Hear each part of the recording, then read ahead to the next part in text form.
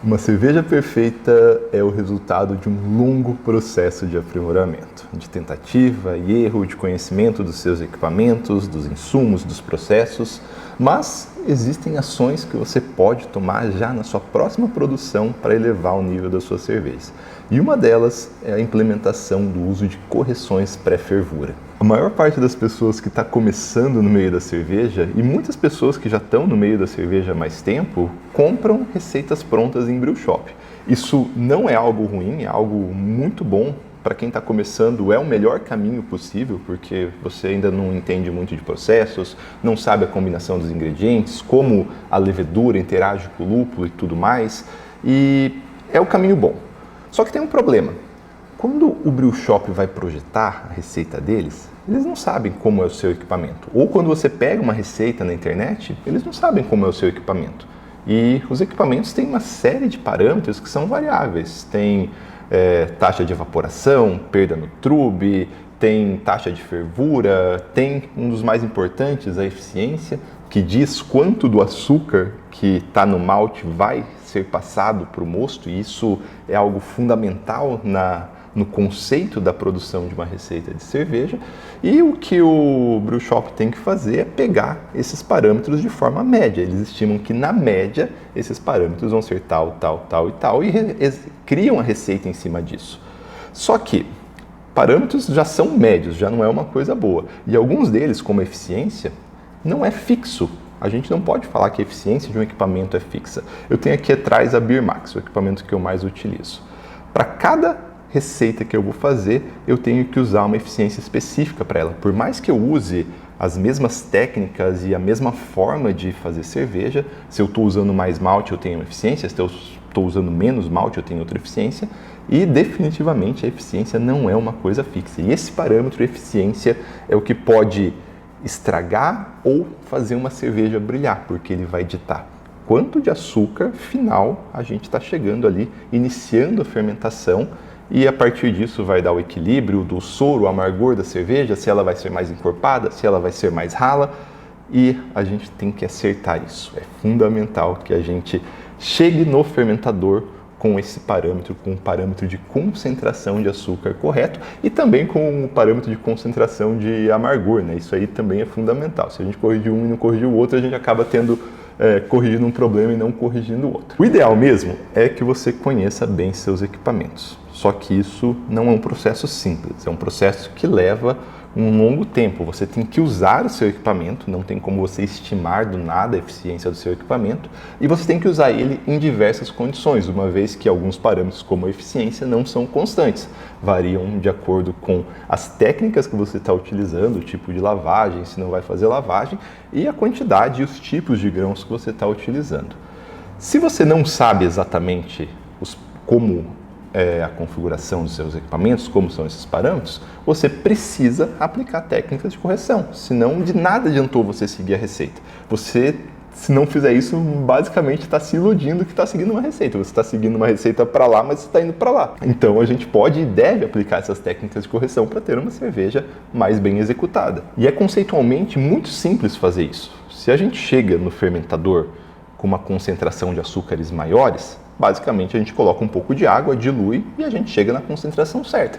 Se a gente chega com uma concentração de açúcares menores, a gente poderia ferver um pouco mais o mosto, evaporar a água, concentrar o açúcar e chegar com a concentração certa no fermentador.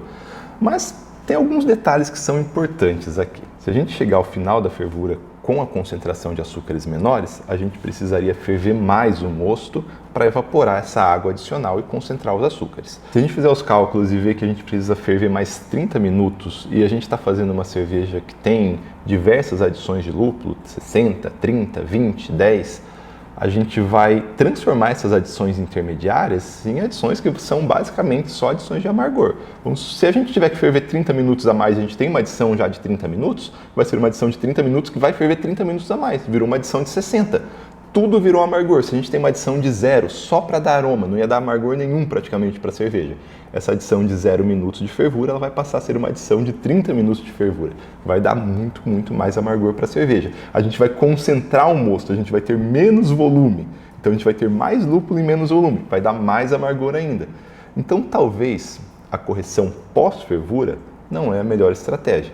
Então a gente faz a correção pré-fervura. Sempre que você projeta uma receita de cerveja ou pega uma receita bem projetada num brew shop ou em alguma referência na internet, você vai ter qual deve ser a densidade ou a OG pré-fervura da cerveja. Esse parâmetro é muito importante. Deixa eu mostrar aqui para vocês. Entrei aqui no site da Piquiri Brew Shop, vou pegar uma receita de cerveja, pegar a Session IPA aqui, por exemplo. Aqui embaixo a gente tem a receita dela. Vou baixar aqui a receita. E descendo aqui, a gente tem, antes da fervura, ó, densidade pré-fervura estimada. Densidade, gravidade, OG, extrato, tudo isso são nomes que a gente usa aqui na cerveja para se referir à concentração de açúcar que tem no mosto. E aqui estima-se que a gente vai chegar antes da fervura numa concentração, numa densidade de 1028. Se a gente chegar na fervura e isso aqui estiver maior, quer dizer, por exemplo, que a gente teve uma eficiência maior do que a estimada e a gente tem mais açúcar no mosto. Ele vai fermentar de uma forma diferente, vai dar um resultado diferente. Se tiver menor, a gente pode ter tido uma eficiência menor. Ele vai fermentar de forma diferente, vai ter um equilíbrio diferente, vai ter um dulçor diferente, vai ter um amargor diferente. Então, essa é a etapa que a gente pode, de forma muito simples, fazer isso aqui, virar 1128 se não tiver 1128. Se você projeta sua própria receita, no Brewfather aqui, por exemplo, vamos pegar uma receita minha. Olha aqui, a gente tem o parâmetro aqui, ó, densidade pré-fervura. Qual que é a densidade que o software está estimando que a gente vai chegar antes da fervura. Esse parâmetro é importantíssimo e por mais que ele possa ser alterado e não chegar aqui, ó, na densidade pós-fervura, porque pode variar um pouquinho a taxa de evaporação, isso vai ser muito pouco, mas muito pouco mesmo. Por isso, o melhor lugar para a gente corrigir é antes de iniciar a fervura, porque a gente pode corrigir tanto o açúcar quanto recalcular a lupulagem. Porque se a gente adicionar mais água, a gente vai fazer mais cerveja. Então aquela lupulagem que a gente estimou no começo, ela não é válida. Se a gente evaporar antes de fazer a lupulagem, a gente vai fazer menos cerveja. Então aquela lupulagem também não vai ser válida. A gente tem que corrigir então o açúcar e o lúpulo. No final desse vídeo, eu vou dar uma calculadora já pronta, mas agora eu vou fazer uma coisa que eu gosto muito, que é entrar na parte matemática da coisa, que é como a gente entende de verdade o que está acontecendo. Se você não quiser ver essa parte, pula só para a parte de aplicação lá no final. Mas vamos lá. A concentração é a massa de uma substância, a quantidade em massa de uma substância dividida pelo volume dela, normalmente expressa, por exemplo, em gramas por litro. No caso do mosto, a concentração de açúcar do mosto é a quantidade de açúcar dissolvido no mosto dividido pelo volume do mosto. Então a concentração é igual a massa de açúcar dividido pelo volume de mosto. Se a gente quiser alterar a concentração, a gente pode alterar a massa, a quantidade de açúcar que tem, ou o volume do mosto. É possível alterar a massa. A gente reduzir não tem como, mas aumentar é possível. A gente pode usar, colocar açúcar adicional antes da fervura ou depois da fervura e corrigir a concentração por meio disso. Para fazer isso, normalmente a gente usa o DME, que é o extrato seco de malte, que é basicamente o mosto da cerveja, onde a gente evaporou toda a água e ficou só com os açúcares que saem ali do malte. Só que tem um problema em fazer esse tipo de correção. O DME ele tem um perfil próprio, ele é feito só a partir de malte pilsen, mas como ele é super fervido, ele não parece malte pilsen, ele não tem os sabores nem as cores do malte especial, e se você corrigir com muita quantidade, vai destoar muito do perfil de malte que você colocou naquelas cervejas. Mesmo se for só malte pilsen, DME não parece malte pilsen, então a gente começa a sair do perfil que foi projetado a cerveja. Outra coisa, o DME ele já vem bastante oxidado. Se ele não for fresco, e normalmente não é muito fresco, ele já está bastante oxidado.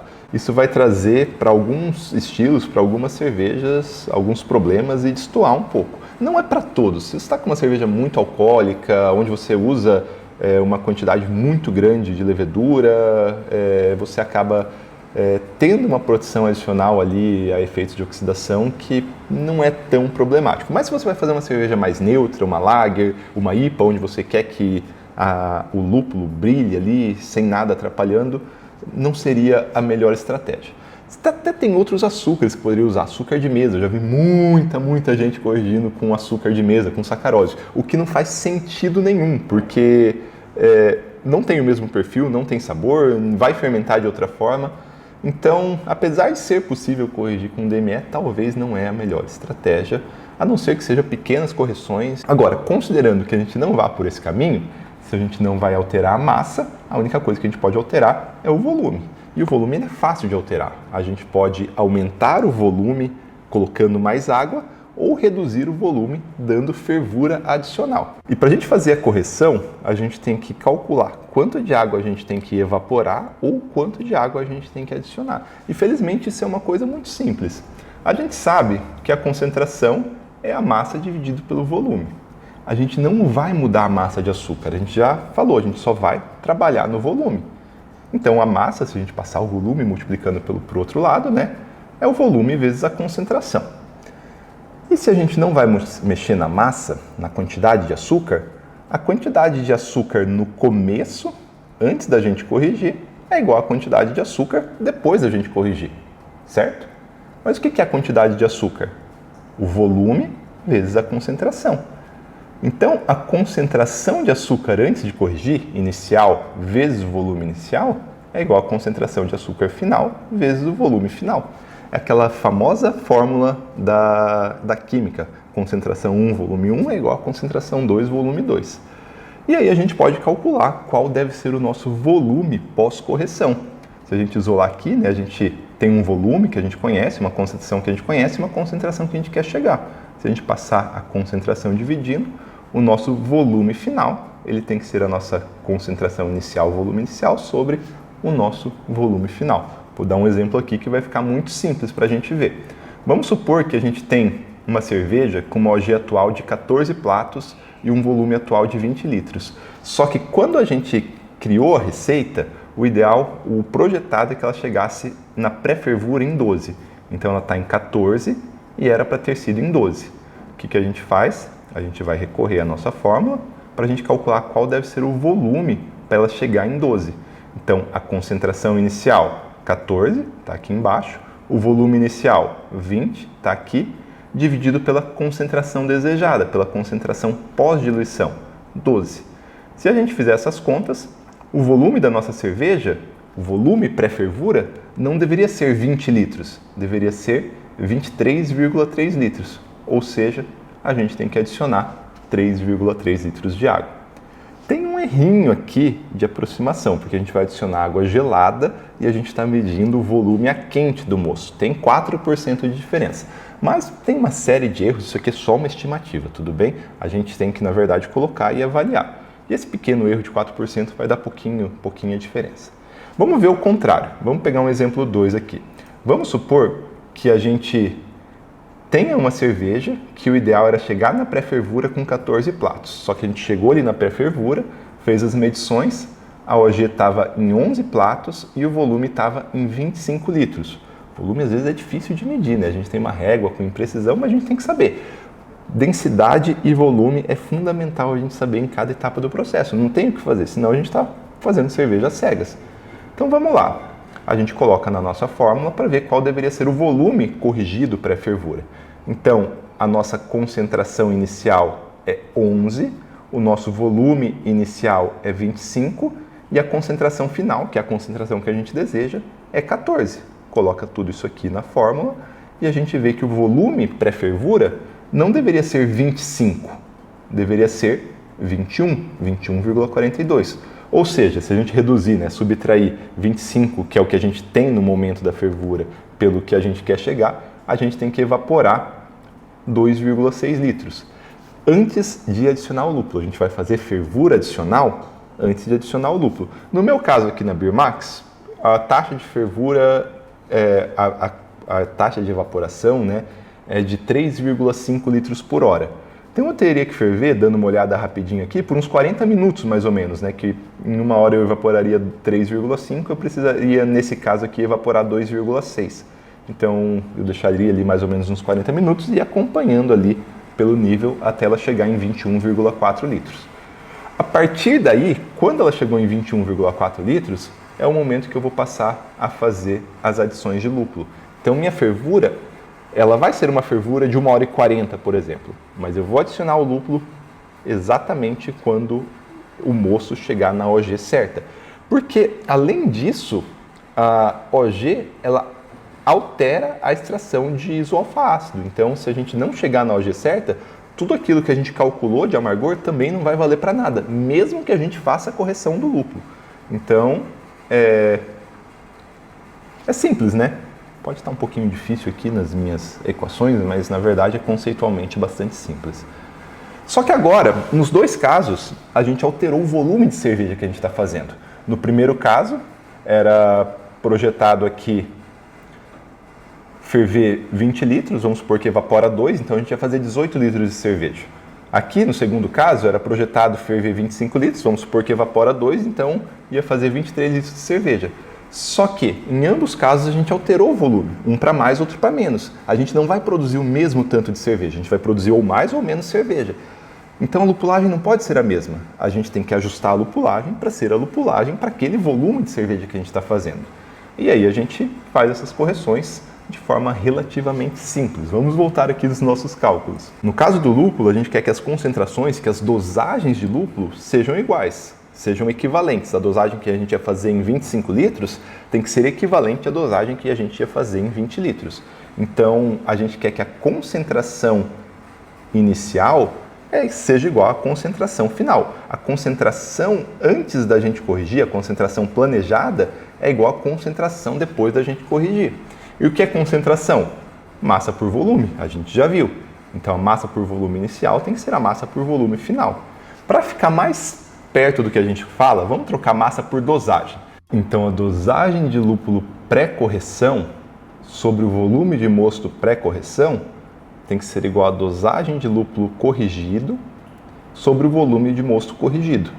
E aí é bem fácil, para a gente calcular a dosagem corrigida, a gente pega a dosagem projetada na receita, né, a pré-correção, e multiplica pela razão entre o volume corrigido e o volume antes da correção. Isso é bastante simples, vou dar mais um exemplo aqui de vocês. Vamos supor que a gente pega o exemplo ali onde a gente tinha 25 litros e foi para 21 litros. Então o volume pré-correção é 25 litros, o volume corrigido 21,4 litros. E vamos supor que a gente tem duas dosagens nessa cerveja, uma de 60 minutos de 50 gramas de lúpulo e outra de 30 minutos, 20 gramas de lúpulo. Então a dosagem corrigida é igual à dosagem pré-correção, essas dosagens que estão aqui, vezes a razão entre o volume corrigido e o volume pré-correção. Essa razão aqui, 21,4 por 25, dá 0,85. Isso aqui, a partir de agora, eu vou passar a chamar de fator de correção do lúpulo. Ele é uma aproximação também, porque essa relação ela não é exatamente linear, depende um pouco da taxa de evaporação, mas é aproximadamente. Então, tudo que a gente está fazendo aqui é um pouco aproximado, mas vale muito. Então, nossas dosagens corrigidas seriam a dosagem projetada vezes o fator de correção. Então vamos lá, a dosagem de 60 minutos, que era 50 gramas, vira 50 gramas vezes 0,85, 45,2 gramas. A dosagem de 30 minutos, que seria 20 gramas, vira 20 gramas vezes o fator de correção, 0,85, 17 gramas. E quanto maior a correção for, maior vai ser esse fator de correção. Quanto mais a gente se desviar do projetado e a gente tiver que corrigir, mais a gente vai mudar esse fator de correção. E para não precisar ficar fazendo essas contas na mão, eu criei uma calculadora aqui no blog do BioSchool, onde a gente pode fazer essas correções de forma muito simples. Ela é dividida em duas etapas. A primeira etapa é a correção da densidade. Corrigida a densidade, a gente vai para a correção da lupulagem. Vamos supor que a gente aferiu ali com o refratômetro, com o densímetro antes da fervura, e a gente viu que a densidade estava em 14, que o extrato estava em 14 graus Plato. A gente olhou na nossa reguinha de medição, ou como a gente consegue medir o volume ali da pré-fervura, e estava em 20 litros. E na nossa receita, o projetado, o desejado era 12. Então o nosso volume corrigido é 23,3 litros. A gente tem 20 e a gente precisa chegar em 23,3. Então a gente tem que adicionar 3,3 litros de água. Aqui tem uma segunda parte caso a gente vá ter que evaporar, mas a gente já fala dela. E aqui já dá o fator de correção.